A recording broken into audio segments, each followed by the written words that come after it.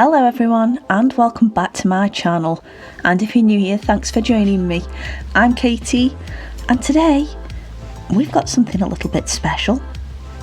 So I was having a little mooch around on AliExpress when this caught my eye. We all know I'm partial to a bit of glittery and metallic watercolour paint.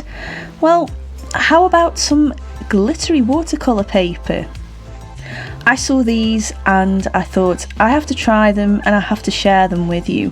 They come in 3 different types. They're all 300 GSM and you have a rough texture, a medium texture and a fine texture.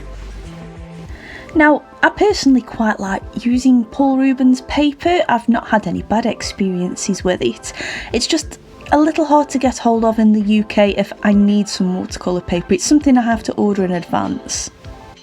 However, I was quite surprised at how swiftly this turned up. It turned up within a couple of weeks and I got it from the Paul Rubens official store on AliExpress as well. And yeah, I was really happy with what I'd got. And this is just on a first impression, just opening these up. And yes, I know this part of the video is taking a little while to open them, but I really just wanted to share this experience with you. And just to show you and demonstrate the sparkle. I mean, it's incredibly subtle, but it's there, and to see it with your bare eyes, it's definitely there. I thought I would create a painting on each of these different papers I have here. Again, they're all glitter and they're all 100% cotton as well, which surprised me. I thought perhaps something being as novel as this they wouldn't, but no, it's 100% cotton, so I was very surprised and impressed. The first painting I'm doing obviously is of a frog, and I'm just using normal watercolours from a tube, and there is a selection of Winsor and Newton Cotman, a bit of Daniel Smith and a bit of Van Gogh as well. Now, I'm not testing this as rigorously as I tested the watercolours, the 20 different types of watercolour paper that I did in a video not long ago. I just wanted to paint something for the pure joy of it, but I just wanted to see how different mediums would look on the paper, because some watercolours are semi-opaque and some are a little bit more on the opaque side, and I wanted to see how the glitter would show through on this. And also, using your usual watercolours on the heavy grain paper, which I'm doing here, I must admit I'm a sucker for watching it spread over the page. Now, it's quite tricky to get information off the envelope. I had to use Google Translate, but there is a passage of text on there which I thought was just absolutely delightful and so typical of Paul Rubens and part of their presentation. So I'll read to you what Google translated on that text. It's very nice. It goes, "You may pass the time. There are flowers in spring, the moon in autumn, a cool breeze in summer, and snow in the winter, light in the dark, and umbrellas in the rain." Now, something like that, if I saw it on a regular pack of watercolour paper, I would think that's a little unusual. But again, this is Paul Rubens. They do go a little bit extra with these things. And it was just such a nice, pleasant surprise finding that in the text. It was just so incredibly uplifting.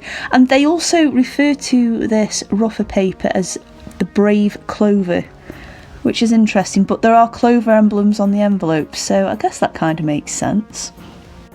The paper itself, this particular one, is an absolute joy to paint on. It's just so nice. It takes the paint beautifully.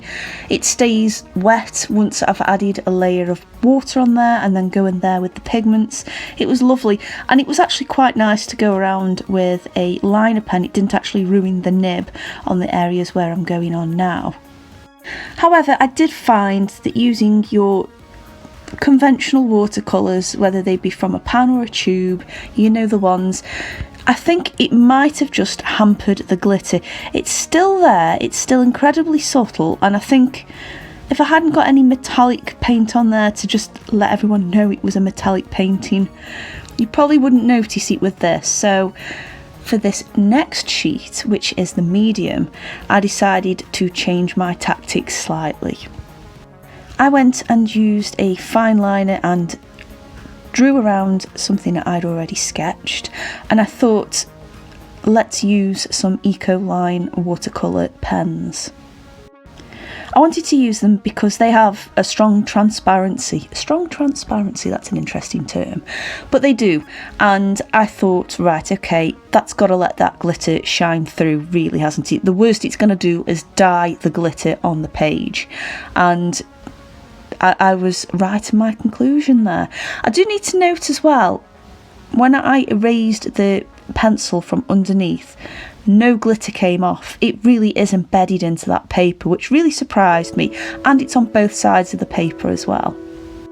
I just wanted to up the game a little bit, so I decided to use some masking fluid on this, and also some interesting washi tape around the border, again just for texture and aesthetics, but just to see as well if it would lift up any of that glitter.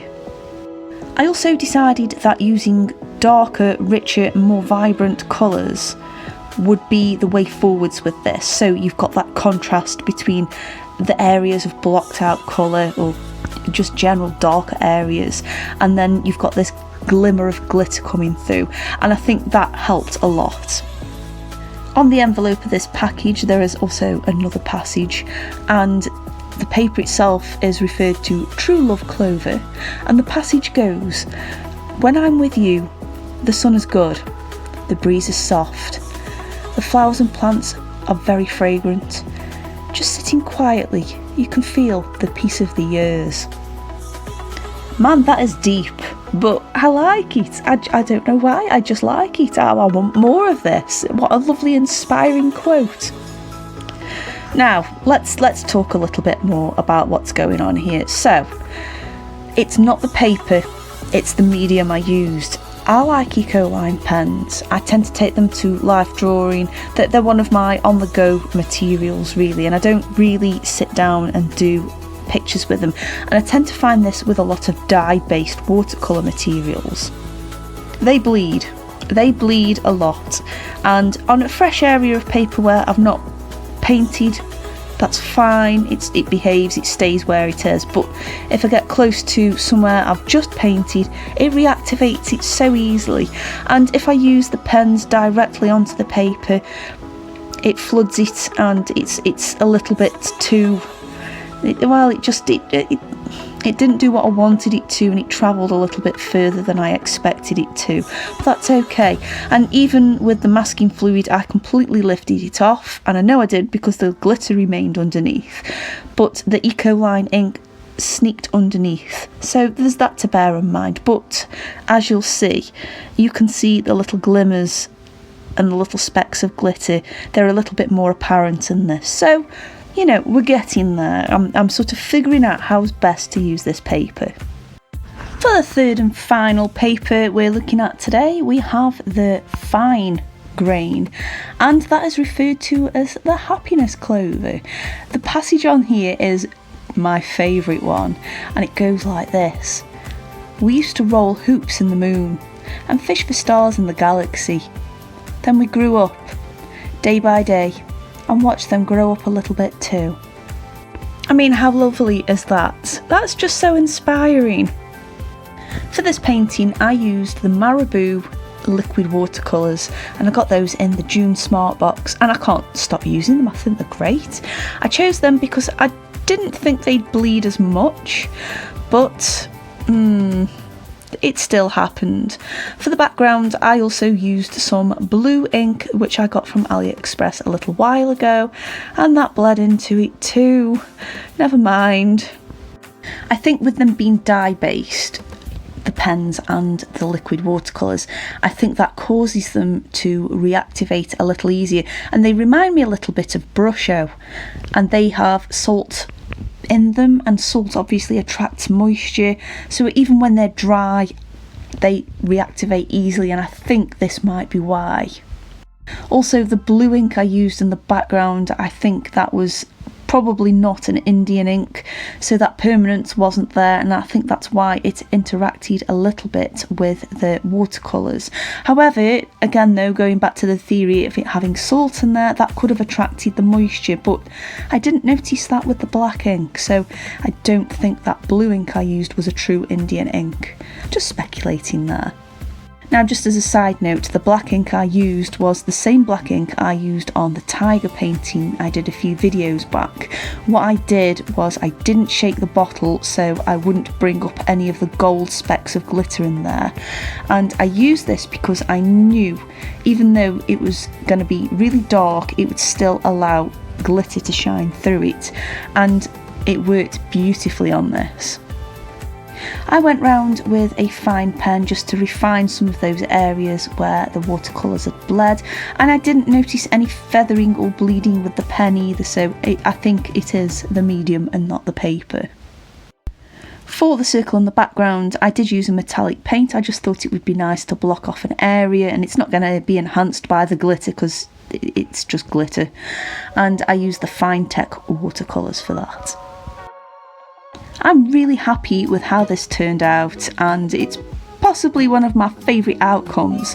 I think for future use I need to use your conventional watercolours and just check out the transparency so that glitter can come out at its best.